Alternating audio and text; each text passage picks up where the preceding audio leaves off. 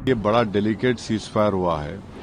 एक stock taking और review करने की जरूरत है मोदी सरकार को।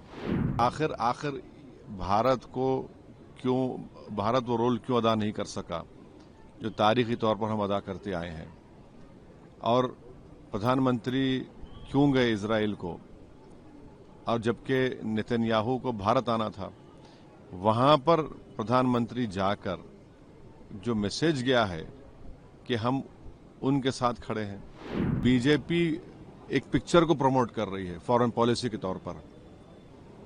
ये फॉरेन पॉलिसी होगी आपकी? देखिए, 5 विधानसभा है जिसको मीडिया ने बड़ा रिपोर्ट किया है। मैं उसको रिटेट कर रहा हूँ। एक समरसरगंज है जिसमें 55% मुसलमानों के नाम एजुकेशन लिस्ट में है। एक मोताबारी है, वहाँ 54.2% मुस्लिम नेम्स एजुकेशन में है। एक मनिक चाक है, उसमें 50% है। एक बहरामपुर है, वहाँ 61.6% मुस्लिम नेम्स जो एजुकेशन लिस्ट में है। अब ये वोट ही नहीं डाल पाएंगे क्योंकि फॉरेनर्स ट्राइब्यूनल कब डिसीजन लेगा। तो हम ये उम्मीद करते हैं कि जल्द से जल्द ये फॉरेनर्स ट्राइब्यूनल बनाया जाए। बहुत से लोगों के नाम शामिल भी किए गए, मगर बहुत से लाखों लोग अभी बाहर है, लोग परेशान हैं, कोई लाइन में खड़ा है, कोई क्लू नहीं है किसी के पास। तो इसमें क्लैरिटी लाने की बेहद ज़रूरत है, और हम उम्मीद करते हैं कि इलेक्शन कमीशन ऑफ इंडिया चुनाव से पहले जल्द से जल्द एक ट्राइब्यूनल बनेगा, और वो जितना जल्दी हो सके इन केसेस को डील करके, ताकि वोट डालने का राइट, एक कॉन्स्टिट्यूशनल राइट है, उनको मिल सके।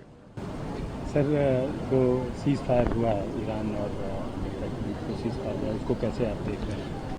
देखिए, ये बड़ा डेलिकेट सीज़ फायर हुआ है, और हमारा मानना यह है कि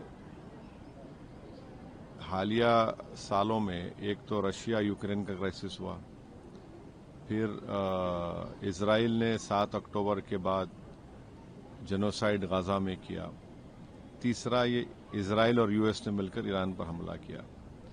इन तीनों को आप देखेंगे तो भारत एक ग्लोबल साउथ की एक बहुत बड़ी आवाज़ है, और भारत हमेशा सबसे ताल्लुकात अच्छे रखकर भी जहां पर अमन की बात आती थी वो एक तारीखी रोल हमने अदा करते आए हैं। मगर मैं फिर से इस बात को दोहरा रहा हूं कि प्रधानमंत्री का इजराइल का दौरा, उसका टाइमिंग बहुत गलत था। और चौथी बात यह है कि ये आप देख लीजिए कि इनको रिव्यू करना पड़ेगा। हम तो हमेशा इम्पार्शल रहे, और हम में इतनी एबिलिटी थी कि हम दो ममालिक अगर जंग कर रहे तो उनको बिठाकर हम बात कराते थे बगैर किसी का साइड लिए।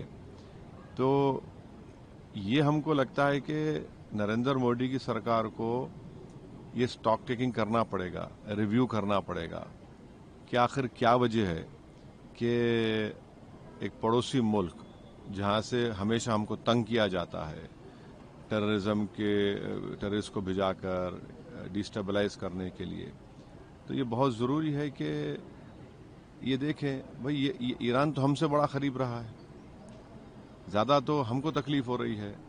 स्ट्रेट ऑफ हॉर्मुज़ है, वहाँ से नहीं आ रहे हैं, गैस नहीं आ रहा हमारे पास।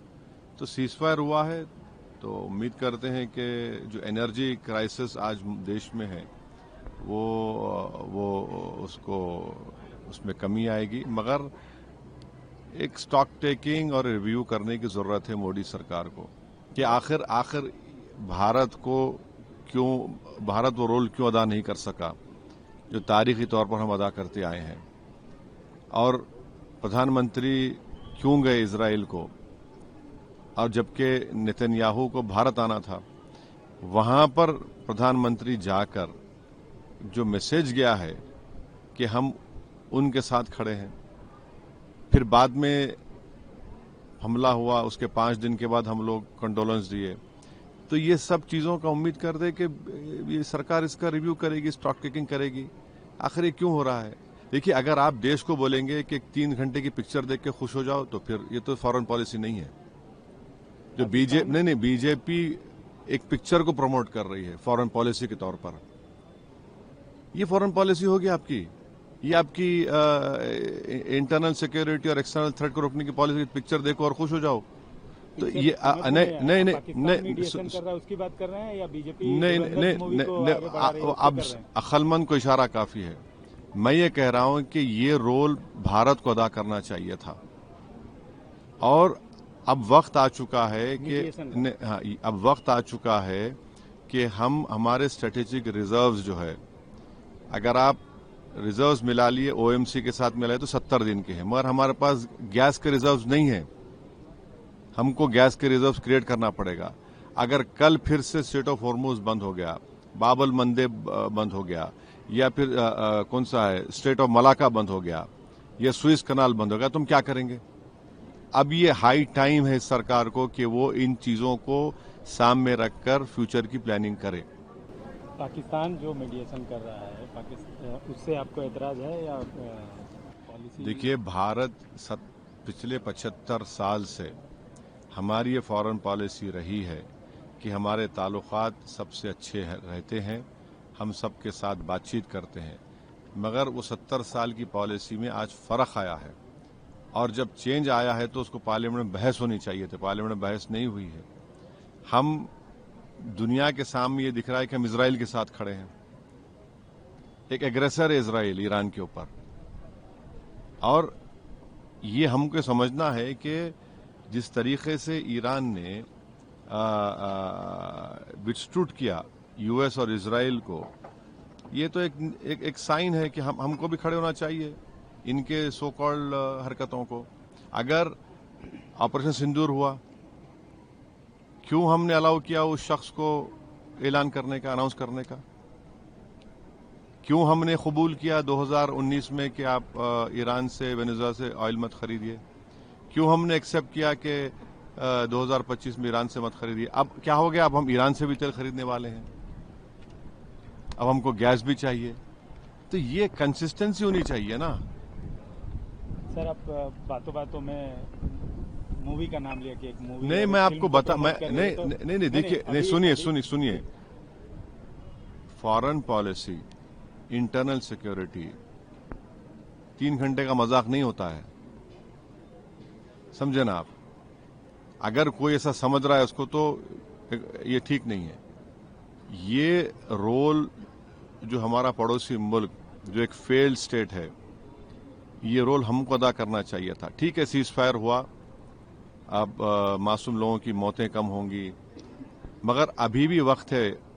हम बीजेपी सरकार से कहेंगे कि लेबनान में जंगबंदी कराइए, आप खुलकर बोलिए लेबनान में जो इजराइल कर रहा है गलत है। वो आप 20% टेरिटरी पे कब्जा कर लिया लेबनान की। वो अगर हम खामोश बैठेंगे तो फिर अक्साई चीन और पीओके कैसे वापस लेंगे हम?